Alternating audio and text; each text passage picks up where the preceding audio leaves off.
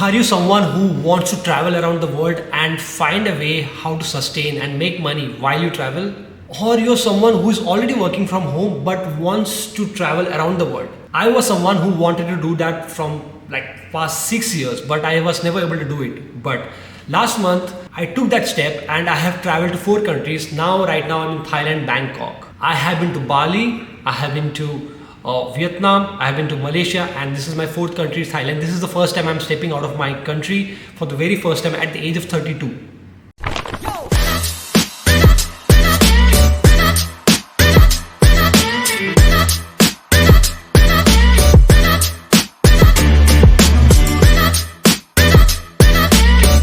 All because I wanted to find out a place where I can sustain for a very long time. Since I was at my hometown, I was not able to grow to some extent.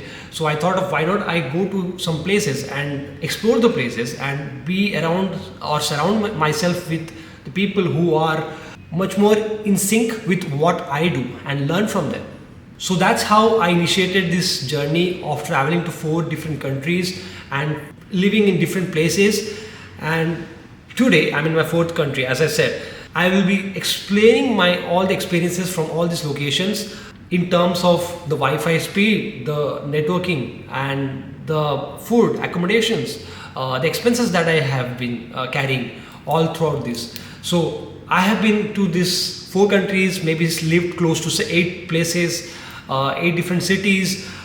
Find and try to live like a localite or a digital nomad, just like other people out there, and find out a place for myself. In this video, I will be talking about one such place which I completely loved in Bali, which is close to Bali, 1.5 hours from Bali, called Lombok in Gili T Island. An island I stayed there for like 4 days. In this video, I'll be showing you how Gili T was. Gili Trawangan is the place name, and how beautiful beaches, no vehicles, no motor vehicles, no honking. It has always been like either you have to go from one place to another using a bicycle, or you have to do horse ride. Like that's it. There's no other mode of transportation.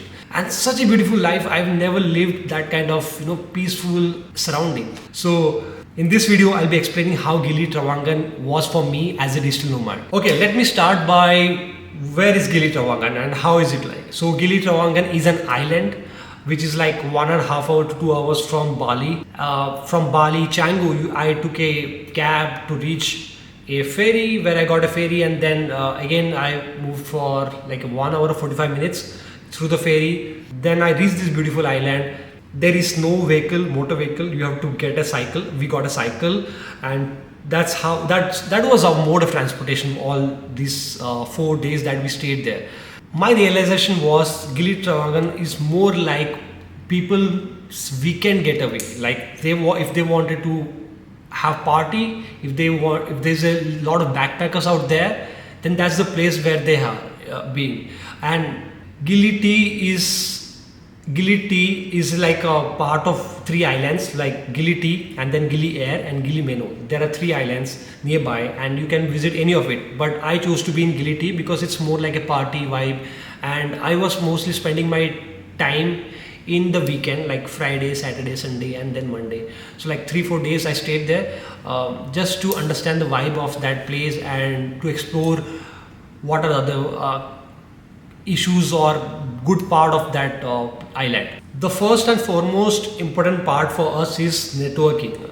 Was I able to find other digital nomads out there? The answer is no.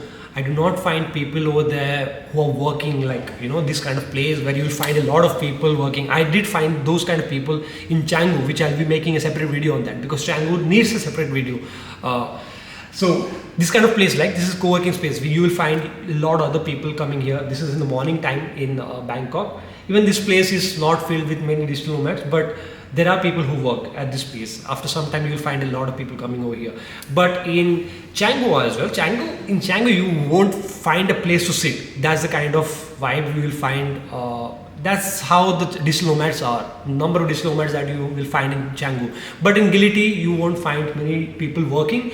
Instead, it's more like a chill vibe, party vibe. Someone who do not wants to use mobile phone, internet connectivity. They just want to sit and enjoy the view of sunrise, sunset, beach, beautiful beach, right? That's the kind of place for that. And when it comes to networking, yes, as I said, there's no much.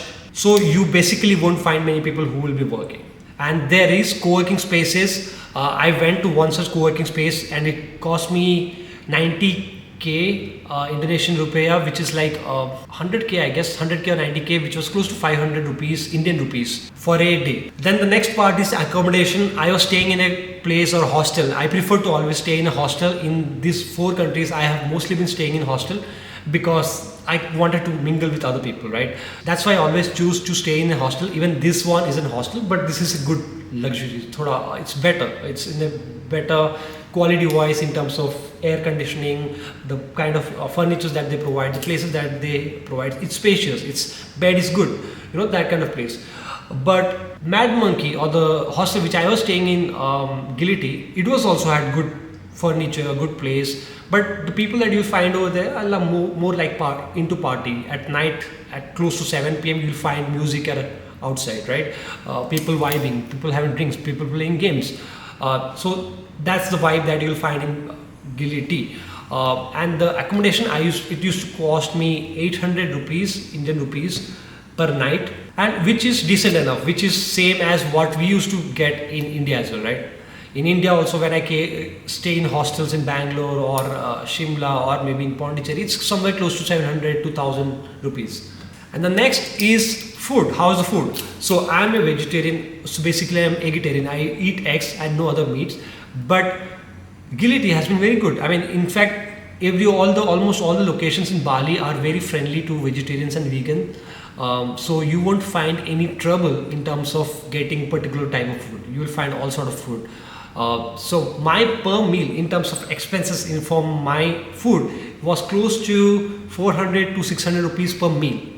So I don't hesitate to spend money on food. I want to fill my tummy and I eat very well. So yeah, I spend close to 600 rupees per meal. Accommodation is close to 800 rupees. Food is another 600 rupees. So in a day, if you have 3 meals, that is close to 1800 rupees or close to 2000 rupees per day for food, and then another 800 rupees for accommodation.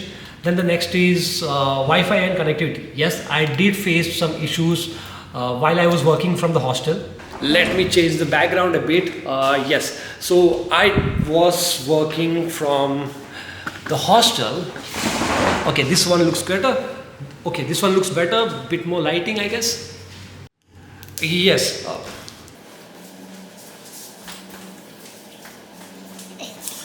So for internet in general, I was using my mobile phone internet while I was traveling around. I was using SIM card which cost me 1500 rupees for 30 days, which is decent enough. I have been into 4 countries. Every time I have to get a new SIM, and it was close to 1500. This one was the highest. So 200, 600 depends on the country that you are visiting. So I got this 1500 rupees for 30 days with internet connectivity. And in general, Wi-Fi connection in my hostel was decent. It was good, but at times there was some connectivity issues. But in general, in the hostel it was good. But it is difficult at times to attend meeting because of the outside noise that you will face when you are traveling, when you are in the hostel, because party. Every time it's party. So I love party, but it's once in a while. But I'm not a party person in general. But it was lovely. It was lovely. I mean, it was good to have a change. Then the work-life balance. I really had a work-life balance in Gili T. You will see people walking, running in the morning, evening. Although they are party people, but you will find a lot of fitness enthusiasts. You will find people who are working, who are making money, and also are into fitness. You will see people working, doing calisthenics, gym workout in the beach side, playing volleyball, miscellaneous activities, all those amazing activities. Snorkeling. I went to snorkeling. My personal experience was so good. For snorkeling, I spent close to 2300, and it is a lifetime of experience for me. This is the first time I did snorkeling to get into the sea water. It was really amazing. To such beautiful water, blue color water. ये कभी जिंदगी में कभी देखे नहीं है, सिर्फ movies में देखे थे, and when I was able to experience it, it was lovely. It was beautiful. So again, that was close to 2300 rupees, and every place that you in Gili T. I mean, every be it hostel, be it anywhere. It's a small island. It's almost close to 3 kilometers. That's the entire radius of that island. So you can travel from one location, one end to the another end of the island, but just by cycling. So I went for cycling, went for a round of this entire island, and everywhere you will find pool. Pool parties there every night. You'll find that, and people, yes, if you're someone who drink, who consume alcohol, beer, then that's a normal price. I mean, I think it's less than what we have in Bangalore and Mumbai in Indian cities. So 300, 400 is the max price for alcohol with the beers and all. If you're a party going person, then you should check it out. I mean, you'll love it in general. The only major expense that I found for myself was the on food. Apart from that, everything else is almost same as what we have in other Indian cities. And okay, now the conclusion of this is, if I'm a digital nomad, will I be able to sustain in Gili T for a very long time?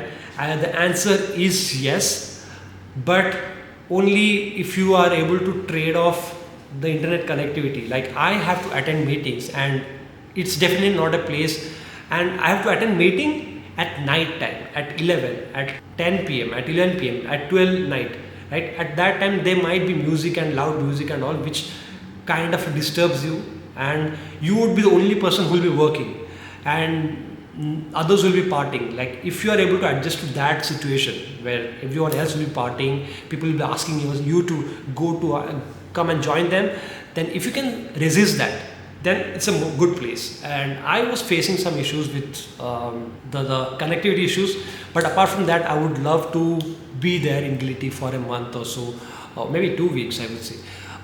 It's a lovely place. It's a lovely, peace, slow going lifestyle. Yes, someday I'll be going back to Gili T and stay there for a longer time. This time it was 4 days, but I'll be staying for many more days because it has a lot of nature to experience in Gili T. I hope you enjoyed this video, and I'll be sharing many more places in Bali itself. I'll be making a video about Ubud, then Canggu, the digital hub, the modern day, and 4 other countries that I have traveled right now in Bangkok. I'll show you around this place as well. To make conclusion of this video, you'll be spending close to 3,000 or 500 rupees per day when you are staying in Gili T. And the digital nomad, if you're planning to stay there for a longer time, like 2 months, 1 month or 2 weeks, you will be able to do it, provided that you can sustain urge to go to party, and if you don't have to attend meetings and all, then this is a really good place. I hope you enjoyed this video. If you enjoyed this video, please like, comment, subscribe. I'll be sharing many more videos. Thank you so much. Bye bye.